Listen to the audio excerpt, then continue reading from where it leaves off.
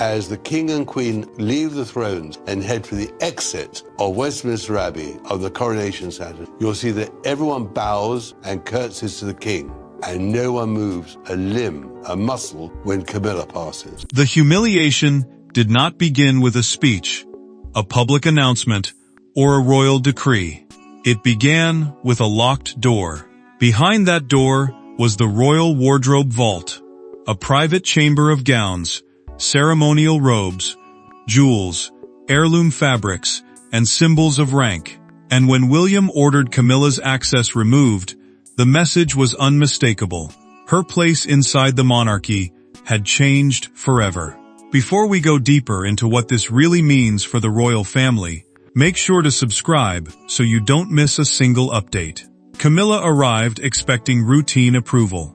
She had walked into rooms like this before with confidence, believing the machinery of the palace would bend around her title, her marriage, and her place beside Charles. The Royal Wardrobe Vault, a protected chamber holding clothing and ceremonial pieces used for major royal occasions, was not just a place of fabric and jewels. It carried memory. It carried rank. It carried the quiet language of power that the monarchy speaks without ever needing to raise its voice. Camilla understood that language. She had spent years learning it, and that was why the silence at the door hit her harder than any public insult could have done. The aide hesitated before speaking. That hesitation told Camilla everything before the words even came. William's office had issued a new restriction. Access codes had been changed. Her name had been removed from the approved entry list. No ceremonial pieces were to be released to her without the prince's personal approval. Camilla did not step back at first. She simply stared, as if the palace itself had made a mistake too bold to survive the next breath. Then her face tightened. The queen consort, who had fought through scandal, judgment, and decades of rejection, was now being stopped by a locked door inside the very institution she believed had finally accepted her. Charles heard the news in private, and the king lowered his eyes before he answered. He knew what it meant. He knew this was not about wardrobe selections for state events, royal anniversaries, or appearances at his side.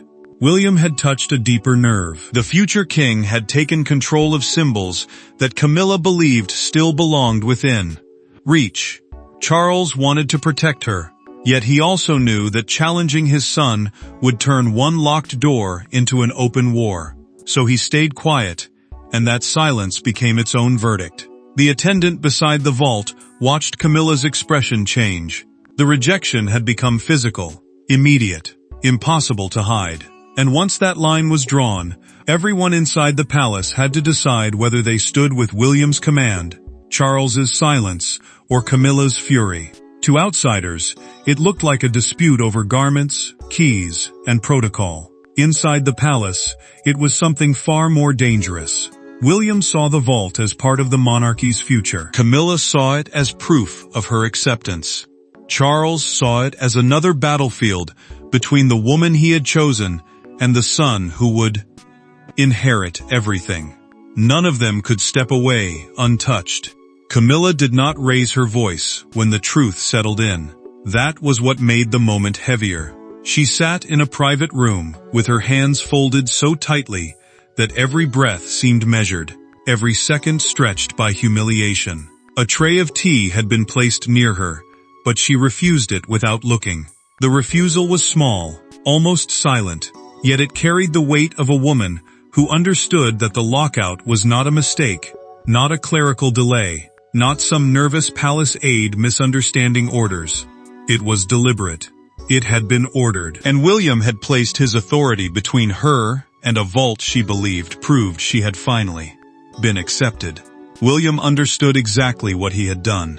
To him, the royal wardrobe vault was not a cupboard of expensive garments or a hidden room of royal fabric. It was a guarded archive of identity, where ceremonial wardrobe pieces carried messages about rank, memory, duty, and the future. Every robe, every inherited cloak, every garment connected to historic appearances spoke a language the monarchy had used for generations. Camilla's access had become more than convenience. It had become a quiet marker of status, especially when appearances beside Charles required historic continuity. And that was the danger. The prince believed those symbols could not be reshaped before his reign had even begun. Charles stood near a window when he spoke to William, and his disappointment came through more sharply than anger ever could. He did not shout. He did not threaten. He simply asked whether his son knew what this decision would do to Camilla. William did not apologize. The future king answered with the firmness of a man who had already crossed the point of retreat. The vault, he said, contained items tied to sovereign duty, not personal comfort, not family appeasement, and not emotional compensation for wounds the palace had never fully healed. Camilla's pain deepened when a staff file revealed what had intensified William's concern. She had requested access to a specific ceremonial robe linked to a major anniversary. Appearance, a piece loaded with meaning, far beyond its fabric. That request changed everything. It told William that the vault was becoming a stage for influence, not merely preparation. It told Charles that the argument had moved beyond hurt feelings. And it told Camilla that her place beside the king did not guarantee control over the symbols, waiting for the next reign. The personal stakes were now exposed, but the true cause of William's decision lay buried in a moment the palace had tried to forget. Because before the vault was locked, before Camilla was stopped at the door, there had been one ceremony that changed William's mind completely. Every royal rupture has a moment everyone remembers afterward. For William, it was not a loud confrontation. It was a quiet ceremony, a single request, and one expression on Camilla's face when she believed no one important was watching. That was when the future king understood that the wardrobe vault was no longer a private service. It had become a battlefield for royal legitimacy. William had entered the private anniversary fitting, expecting nothing more than procedure. The mood should have been controlled, respectful, almost dull. Buckingham Palace had hosted countless moments like it before. Moments where tradition was handled with soft voices and careful hands. This fitting mattered because ceremonial garments are never just clothing inside the royal world. They are worn signals of rank, memory, and permission, especially during remembrance events connected to the monarchy's past. Catherine's role and the children's future appearances were being quietly reviewed that day, and the prince believed he was there to protect continuity, not uncover ambition hiding in plain sight. Camilla changed the air the moment she entered. She did not arrive with anger. She arrived with certainty. The queen consort asked that a robe once reserved for a senior royal consort be brought forward for her inspection, and the room lost its breath. The wardrobe mistress, a woman who had served through delicate reigns and dangerous transitions, froze before moving. Her silence carried fear, not fear of fabric, fear of crossing a line that everyone understood but nobody wanted to name. William noticed that fear, and once he noticed it, he could not pretend the request was harmless. Camilla placed her hand on the robe, as though touching a future she had already claimed. Then came the words that turned a private fitting into the point of no return.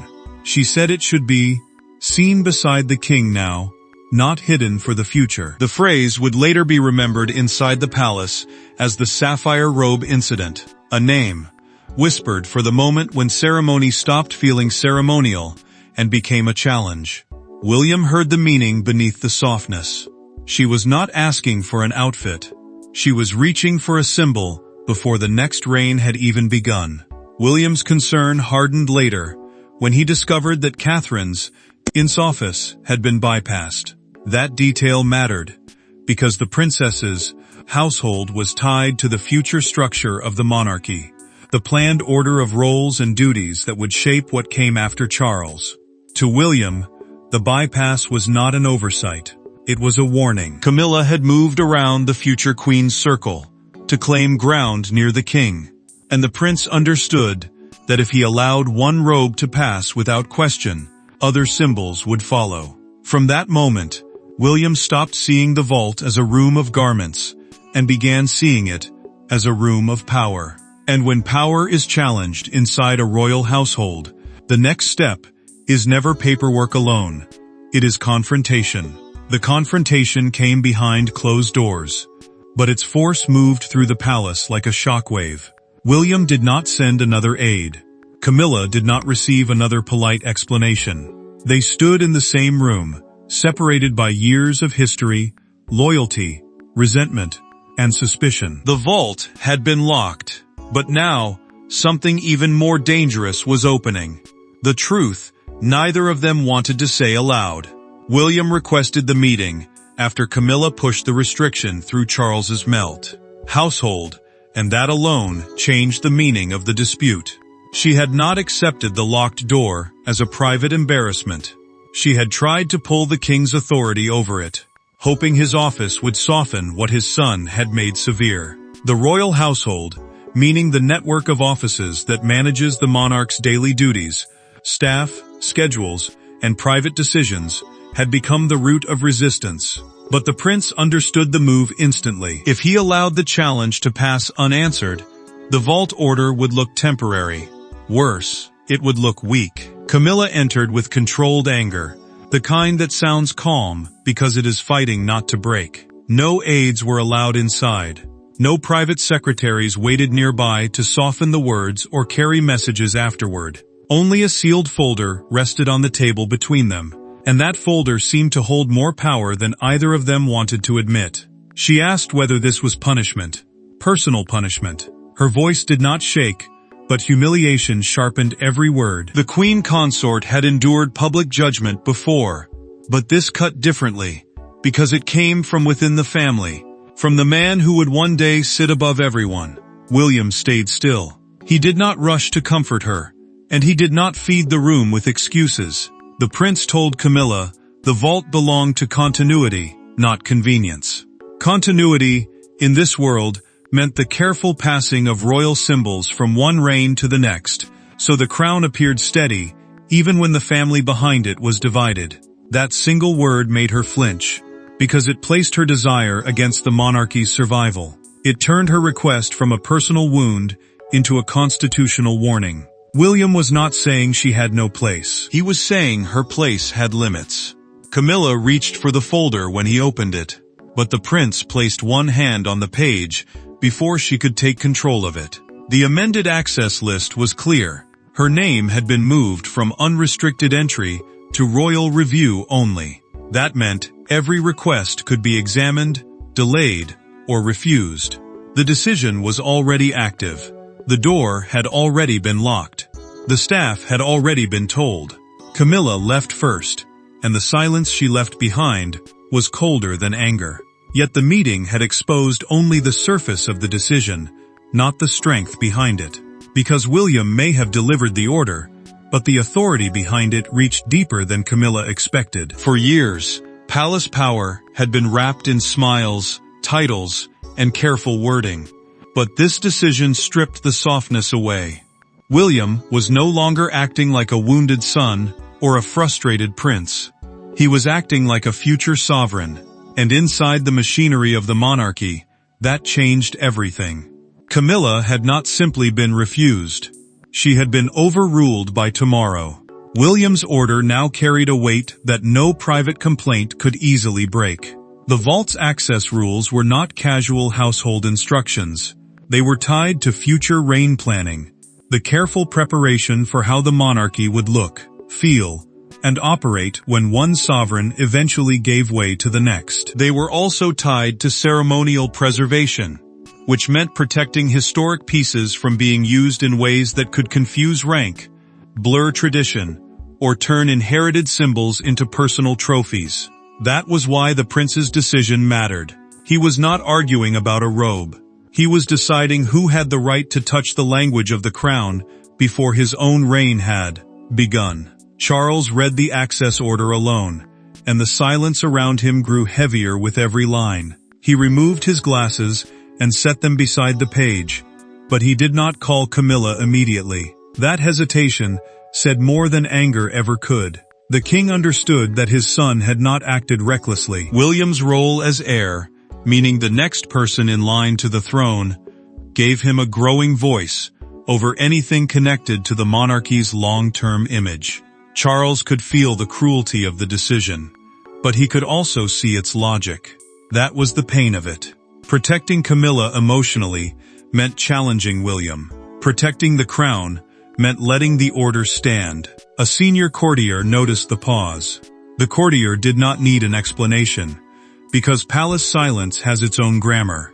Charles had the power to object, yet he chose not to reverse his son. In that moment, the king's restraint became a signal moving quietly through the household. The vault register, the official record of what was stored, requested, released, or restricted, now carried categories that made Camilla's position painfully clear. Sovereign items, consort items, heirloom garments, memorial pieces, and future reign reserves. Those categories were not decoration. They were boundaries. And boundaries, once written into royal procedure, become very hard to undo. William's office argued that Camilla's requested pieces belonged under future reign protection, placing them outside her automatic reach. That argument was quietly ruthless, because it sounded administrative while cutting deeply personal. It did not accuse her. It contained her. It told every aide, every dresser, every private secretary that the queen consort's wishes would no longer be enough when the future crown was involved. The decision now had structure, authority, and enforcement. But enforcement means consequences, and those consequences arrive quickly. Once the palace staff understood that William's order would stand, Camilla's humiliation moved from private shock to daily reality. Humiliation is not always loud. Sometimes it arrives in small refusals, a missing garment bag, a changed appointment, a staff member who no longer meets your eyes. For Camilla, the first true punishment was not William's order itself, but the way the palace obeyed it. The monarchy she had fought to enter was now teaching her how cold its walls could become. Camilla expected the ceremonial cloak to arrive, as it always had, quietly, correctly, without question. The formal royal reception ahead was not just another evening in the calendar. It was the kind of appearance where the palace speaks through symbols, before anyone speaks through words. A ceremonial cloak, meaning a formal garment worn at important royal occasions to show rank and continuity, could turn an entrance into a statement.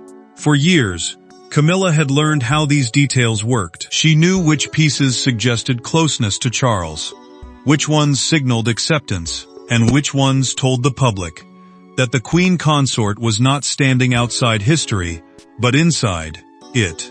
Nothing arrived. That was the first wound.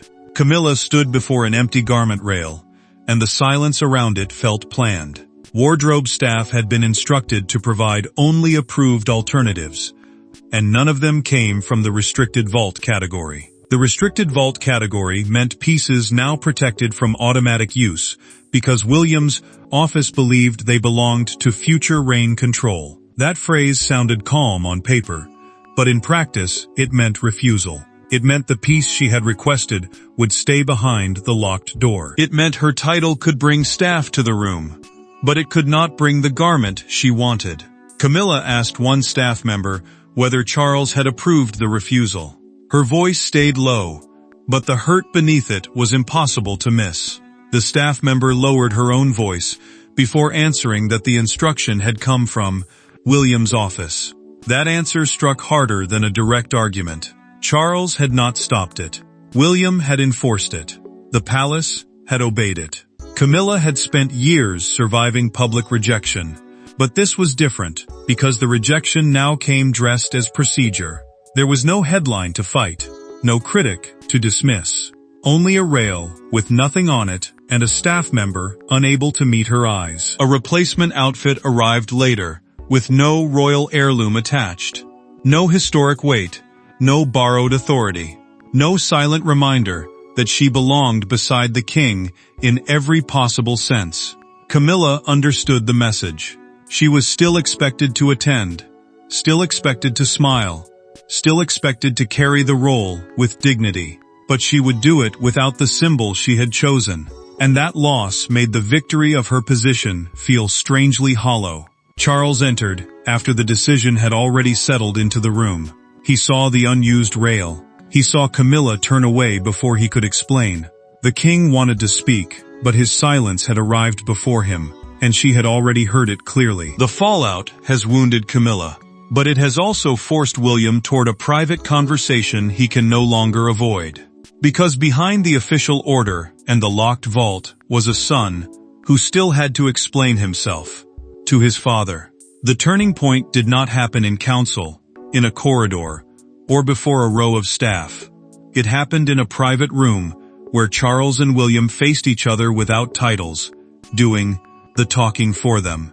No aides, no documents at first, just a father, a son, and the painful truth that love inside a monarchy is never free from duty. Charles asked for the meeting, after seeing Camilla shaken by the wardrobe refusal. And that was when the dispute stopped being only about palace procedure. The king had watched her absorb the pain of an empty garment rail, a withheld cloak, and staff who obeyed William's office more quickly than they answered her hopes. He knew the wound had gone deeper than pride. It had touched the years Camilla spent trying to prove she belonged. Yet Charles also knew why his son had acted. That was what made the conversation so dangerous. If he defended Camilla too strongly, he risked weakening William. If he defended William too calmly, he confirmed her worst fear. William arrived without an entourage, carrying only the final vault order and a handwritten note from his office. The final vault order meant the written instruction that fixed who could enter the royal wardrobe vault and who needed permission before touching restricted pieces. It was not a casual message. It was a permanent boundary. The handwritten note made it feel even more personal, because it showed the prince had not hidden behind staff or procedure. He had chosen the words himself. Charles looked at him for a long moment before asking whether he truly understood how deeply Camilla had been wounded. William answered that he understood more than anyone thought. His voice softened, but the decision inside him did not. The prince said the vault held memories that belonged not only to the present reign, but to the monarchy his children would inherit. George, Charlotte, and Louis were not in the room, yet their future pressed against every sentence. William was no longer speaking as a son, trying to win an argument. He was speaking as a father, guarding what would one day surround his own family, his own court, and his own crown. Charles listened as William revealed the detail he could not ignore. Catherine's office had been bypassed during the sapphire robe incident, the private fitting where Camilla touched the robe and spoke of it being seen beside the king. Catherine's office mattered because it represented the future queen's place in planning ceremonial roles for the next chapter of the monarchy. To William, that bypass proved symbolic boundaries were being tested. It was not one robe. It was the first push against the future. Charles did not reverse the order. He folded the paper carefully and said only, "Then let it be properly recorded." With Charles no longer resisting, the palace prepares for the moment the world will discover something has changed. And when the private wound finally reached the public eye, the locked vault became the image no one could stop discussing. By morning, the palace silence had failed. The story escaped through whispers, wardrobe changes, and one unforgettable image. Camilla appeared without the historic piece everyone expected, and Britain noticed. The locked vault was no longer a private palace matter. It became a national symbol. The queen consort had been denied access to the monarchy's most intimate symbols of power. Camilla walked into the major reception, carrying the kind of composure the palace had trained into her for years. But composure could not hide everything. The ensemble she wore was elegant, careful, and acceptable, yet it was noticeably simpler than what many had expected for an occasion of that weight. A formal royal reception, meaning an official gathering where members of the royal family represent the crown before guests, dignitaries, and public attention, often speaks through tiny choices: a clasp, a cloak, A historic piece. A color linked to memory. Camilla knew those details mattered, because she had used them before to show she was not merely standing beside Charles, but standing inside the story of the monarchy itself. Royal watchers noticed the missing piece almost immediately. They compared the reception to earlier ceremonial events, where heirloom garments had signaled authority, without a single word being spoken. An heirloom piece, in plain terms, is an item passed through royal history, carrying emotional and symbolic value beyond its material worth. Camilla had once been able to wear such symbols as proof of acceptance, proof that the palace had stopped treating her as an outsider. Now the absence shouted louder than the garment ever could have. She kept her expression composed, but her tight smile and shortened remarks revealed the strain beneath the surface. She was present, but something had been taken from the meaning of her presence. William appeared separately at the same event, calm and unreadable. That contrast made the moment impossible to dismiss. The prince did not need to explain the order. He did not need to defend the locked vault. His silence carried its own force, because the public had already started to understand the shape of the story. Camilla looked controlled, but wounded. William looked steady, but distant. Charles, caught between them, remained the quiet center of a fracture that had now moved beyond palace corridors. The next morning gave the scandal its defining image. A London newspaper front page placed two photographs side by side. Camilla before the restriction in full ceremonial grandeur, and Camilla after it, stripped of the expected heirloom piece. Beneath them ran the headline, "Locked Out." The phrase landed with brutal simplicity. It did not describe fabric. It described status. It told the country that the queen consort had reached for a symbol and found the future king's hand already closing around it. A broadcaster later framed the story as the first visible sign that William's future reign has already begun shaping palace life. That line cut through every polished denial. Public judgment has now entered the palace gates. But the final meaning of the lockout belongs to the family at its center. Because beyond the headlines, beyond the whispers, beyond the wardrobe vault itself, one final verdict remained. In the end, the locked vault was never only about Camilla. It was about the monarchy deciding what could be carried forward and what had to be contained. William's order did not erase her place beside Charles, but it changed the meaning of that place. The final humiliation was not being denied fabric, jewels, or ceremony. It was being told where her influence ended. Camilla returned to her rooms after the public reaction with a different kind of silence around her. The anger had cooled, but what replaced it was heavier. She no longer seemed ready to fight every detail, every whisper, every softened refusal. She understood that the battle had already moved beyond pride. The palace had recorded the new vault rules permanently, and official household procedure means the written system staff must follow when managing royal access, duties, and private permissions. That mattered, because once a rule becomes procedure, it stops being a personal insult and becomes part of the institution itself. Camilla could challenge hurt feelings. She could not easily challenge a rule that the monarchy had chosen to keep. Charles came to her later, and the king did not need many words to reveal his own defeat. He had protected Camilla emotionally as much as he could, offering loyalty, comfort, and presence when the humiliation became public. But he had not protected her institutionally, because institutional protection would have meant overturning William's order and weakening the future king's authority. That silence between Charles and Camilla said what neither wanted to admit. She still stood beside him, but she no longer stood beyond his son's reach. He remained her husband, yet the crown had answered to the heir. William signed the final confirmation order with a firmness that did not look like triumph. The final confirmation order, in plain terms, was the last written approval that made the vault restriction permanent instead of temporary. The prince paused, before closing the folder, and that pause mattered. It showed that victory had cost him something personal. He had not merely contained Camilla, he had forced Charles to accept a boundary that wounded the woman he loved. William had won control, but control inside a family always leaves bruises. The vault remained locked, not as an act of cruelty, but as a boundary.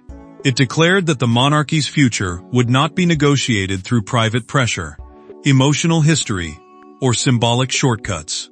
This moment proved that Camilla could stand beside the king, but she could not command the inheritance of the future king. William's decision marked the end of one kind of influence and the beginning of a colder, clearer royal order. The humiliation was final because it was accepted, recorded, and enforced. Camilla remained royal, Charles remained torn, and William emerged as the keeper of the crown's next chapter. The door closed, the order stood, and the monarchy moved forward with one message carved into its silence. The future crown now belonged to William's rules. Thanks for watching. Please don't forget to like and subscribe, and we will see you in next one.